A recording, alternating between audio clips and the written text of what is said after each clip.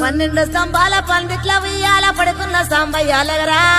లగరా సాంబయ్య లగరా నాయ్య లగరా పరమాత్మ లగరా ఎన్నీళ్ళు సన్నీళ్ళు ఏకము చేసినము స్నానమాడంగా లగరా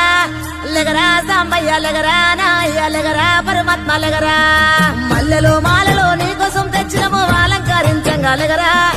లగరా సాంబయ్య లగరా నాయ్య లగరా పరమాత్మ లగరా